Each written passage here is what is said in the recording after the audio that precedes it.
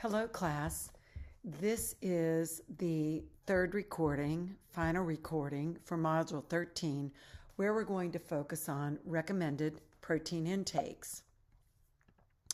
I'm going to start off by going back to some of the points we have talked about or considered in my lectures, the modules over the course of the section focused on protein as a macronutrient.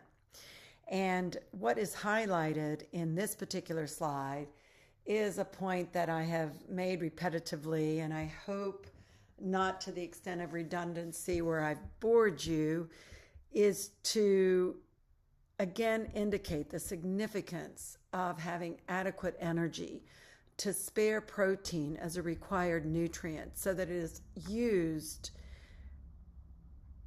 optimally to support protein synthesis, protein function, the numerous roles that protein serves in the body. And that aspect of being in energy balance, having adequate energy to support or optimize protein utilization, is embedded in the considerations in the recording, where we're going to take a look at evidence, or at least consider evidence that has been published, I'm going to say most predominantly since the early 2000s up to date, to establish that protein intakes above the RDA, but well within the AMDR, provide benefits to health and well-being for healthy individuals and for clinical populations as well, but we are not going to focus on that extensively in this introductory or course that focuses on the macronutrients in total. Energy is critical because it does allow us to spare protein, as I've mentioned a number of times. In the context of weight management, we do know that higher protein intakes that, again, are within the AMDR but higher than the RDA will contribute to maintenance of lean body mass while fat loss is promoted. Now, that is a situation where, again, higher protein intake would result in the use of protein as a fuel. It is very thermogenic, but indeed in that situation we have to account for increased production of urea and the fact that the body's got to manage that additional nitrogen. With regards to routine exercise and physical activity, protein intakes above the RDA and again well within the AMDR have been recommended because exercise upregulates the remodeling of muscle. So if you're remodeling muscle, and muscle is comprised of essential amino acids as the building blocks, as the good building blocks for supporting muscle synthesis, maintenance, repair, and recovery, you want to have adequate energy so that those amino acids are indeed spared. So please keep that in mind. I know that we're given, or I'm providing several opportunities for you to consider that in the context of what we've been learning over the course of the modules specific to protein. This is a repetitive slide, but nonetheless important for me to bring back. As you've gathered, I like to take you back sometimes to various modules, reminding you of what you've learned. And if you need to go back and review and work to commit some of these things to memory, to not only optimize your learning here, but your extension of this information to practice, then I'm going to suggest you do so. This paper emphasizes the fact that the RDA meets a minimum requirement and it's designed to prevent protein deficiency, while the DRIs, when first conceived and published in 2005, quieted some of us in the protein field by creating the acceptable macronutrient distribution ranges for the macronutrients and expanding what's allotted for protein as a percentage of the calories, the relative amount of protein, from about 10 to 15% up to 35%. And this is because of the evidence that has been assembled and continued to be documented in the scientific literature supporting an advantage or health benefits attributed to protein intakes that exceed the RDA but still remain within the AMDRs. I enjoy, as a practitioner, having that flexibility to move the macronutrients around. It's beneficial across healthy and clinical populations, but it nonetheless quiets some of those folks from our previous recording who are still quite focused on whether or not the RDA is indeed accurate as currently maintained at 0.8 grams per kilo body weight. I digress. Let's move forward. With regards to protein intake and the RDA, the focus early in 2000 and certainly for the first protein summit was to get scientists, practitioners, and the public comfortable consuming more protein. And I would imagine that many of you have heard, may have thought it yourself, that Americans, we eat plenty of protein. We eat too much protein sometimes, I've heard.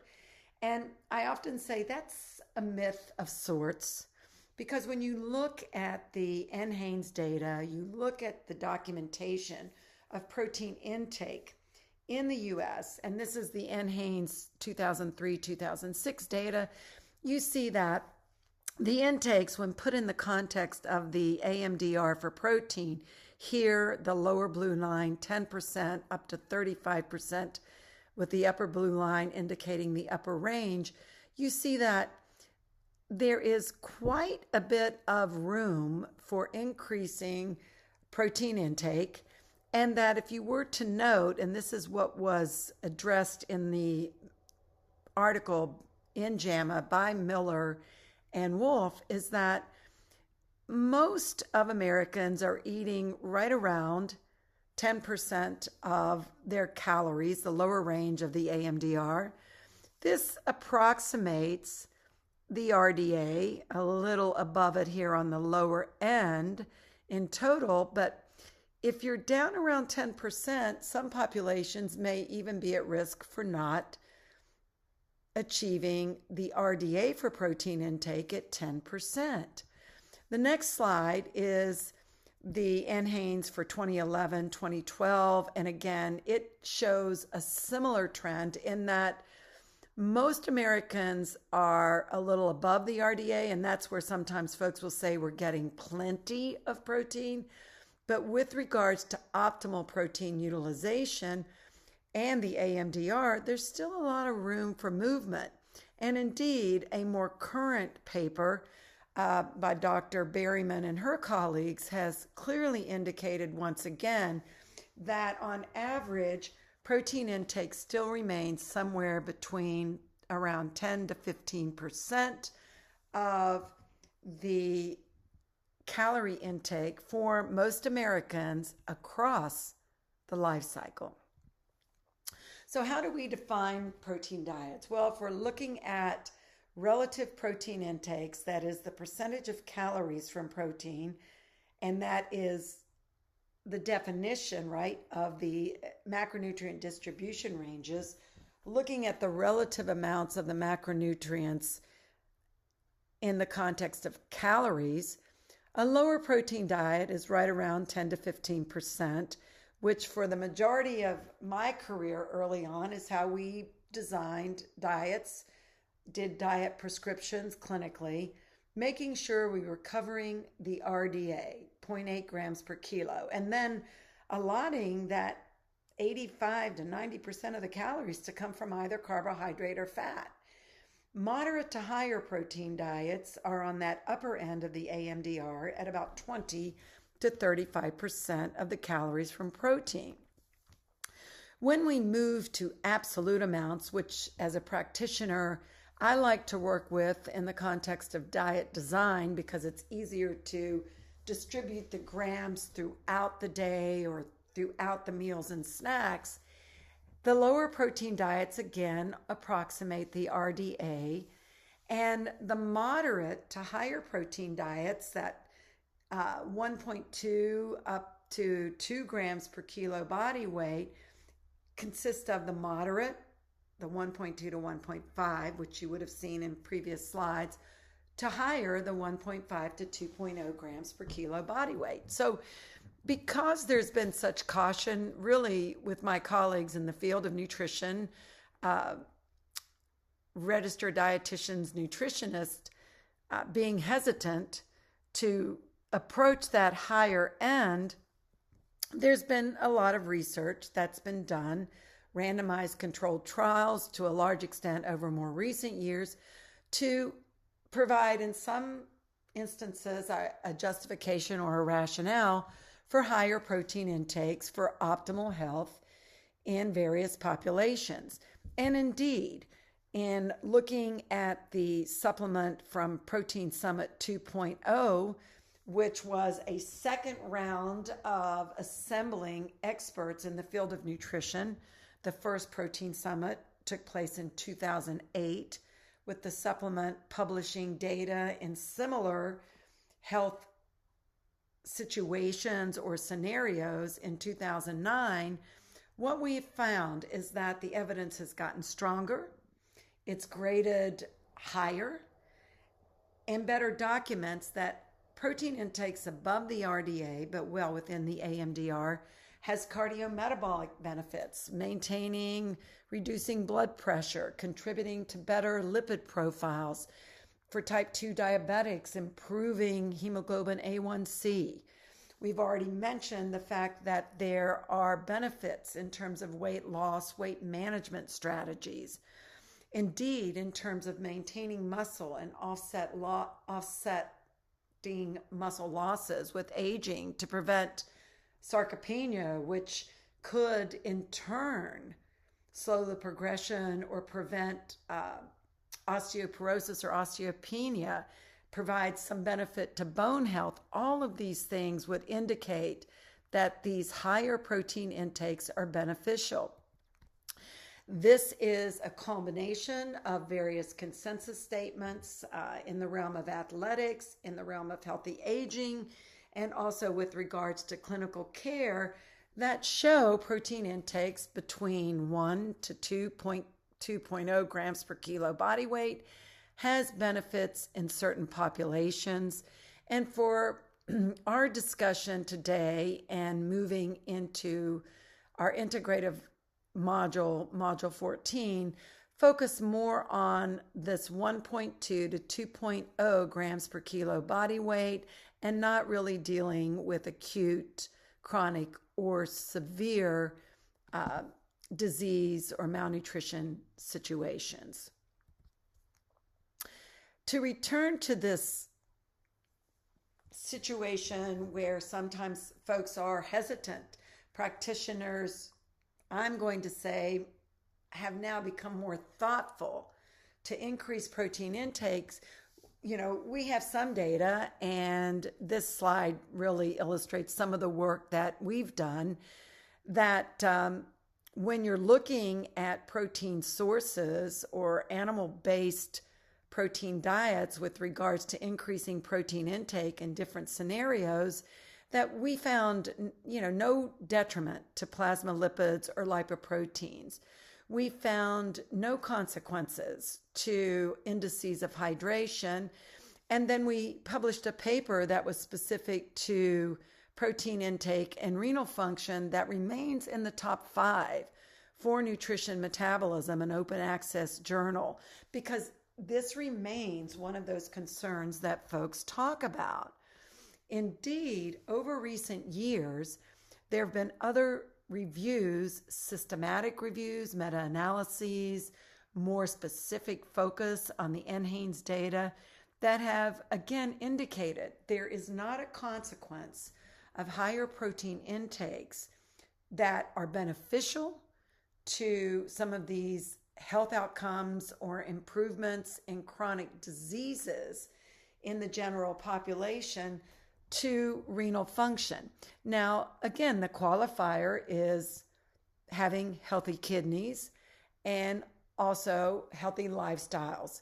There, is reason to be thoughtful or mindful in designing diets or recommending higher protein intakes. But again, the AMDRs have been designed to allow that flexibility because we really are moving more towards precision nutrition, personalized nutrition, individualizing diets, as well as considering meal patterns, healthy eating patterns with regards to the overall health and well-being of folks in this country.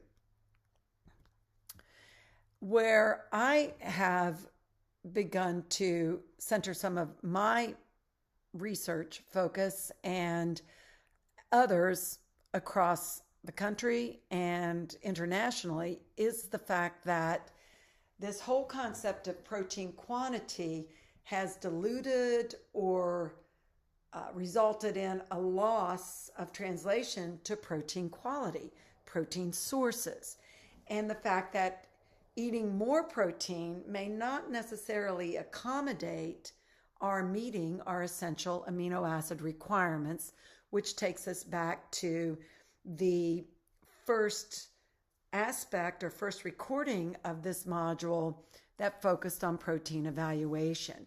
So again, complete proteins are proteins that provide all of the essential amino acids. And, the higher quality proteins are those that have been associated with more positive outcomes related to physiological assessments such as net protein utilization or biological value, and in some instances, better anabolic responses in muscle, which we'll address in our final integrative module. Keep in mind that as a nutrient signal, leucine, one of the branch chains, is a key essential amino acid. So a focus on essential amino acid composition of proteins and considering proteins where leucine could be the limiting amino acid is something to think about. Another concept with regards to optimizing protein intake that evolved over the last decade has focused on aspects of protein timing. And I'm just going to introduce this here. Again, some folks in the realm of protein experts who focus on the implementation of stable isotope techniques have noted that perhaps timing isn't as critical as we would like to believe. In my mind, I think the critical role of distributing protein throughout the day has practical implications for maintaining positive protein balance, practical implications for helping older individuals, active individuals, or athletes to maintain higher protein intakes by spreading it out through the day. But, it's still something that can be controversial. And there are a couple of papers in the literature that would indicate it doesn't matter.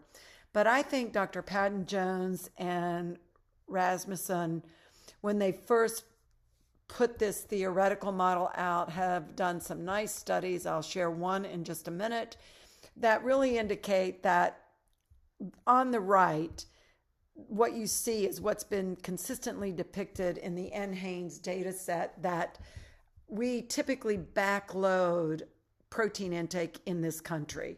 Not a lot at breakfast or lunch, and certainly greater amounts at dinner. And when we're looking at maximal protein synthetic rates with specific regard to the muscle, limited studies in the whole body, that at some point in time, we actually plateau or maximize protein synthesis where additional protein intake is no longer of any benefit. And if we would return to our discussions of urea, we would be in a situation where there are higher rates of urea production because this excess protein is not going to be stored. If it is protein that's providing leucine that eventually exceeds that regulation of the branched chain keto acid dehydrogenase, then we're oxidizing it. And so it's an expensive fuel when you're talking about losing essential amino acids in the context of energetics and using protein as a fuel. So following the review that's there and the theoretical approach to distributing protein throughout the day, Penn, Jones, and colleagues did a very nice study where they actually did 24-hour muscle protein synthesis using stable isotopes, where they either fed a skewed protein intake as indicated on the right side of the prior slide, or they balanced it throughout the day. And I'm not going to belabor the fine points. You have plenty of time to look at this as you're listening to the recording, stopping it, and thoughtfully considering. What I want to do is move directly to the bottom line, where on the right, what you see is that when you look at skeletal muscle protein utilization over a 24-hour period, and again, it's a snapshot in time, you actually see that muscle protein synthetic rates are higher, all right, at the beginning and following a week on a distributed meal pattern with protein throughout the day versus the skewed. Of course, it's speculative to a point, theoretical, but this would indicate that there would be some advantages to maintaining muscle protein, all right, over the course of time when protein intake is just distributed throughout the day. Food for thought, no pun intended. So with that, let's close the module by considering that protein intakes above the RDA, but well within the AMDRs, are beneficial and can optimize health in a number of situations. That these AMDRs do provide for flexible diet design, but we have to keep in mind that higher protein intakes may not mean adequate consumption of essential amino acids. And again, I think you have to consider and think about distributing protein throughout the day. What might be the benefits? I'm not really sure that there are any detriments to that. So you sometimes get the bias of your professor in these types of situations. But certainly anything that would allow us to implement meal patterns or eating strategies that would allow folks to be more compliant and allow a more sustainable approach to healthy eating is a good thing. Thank you.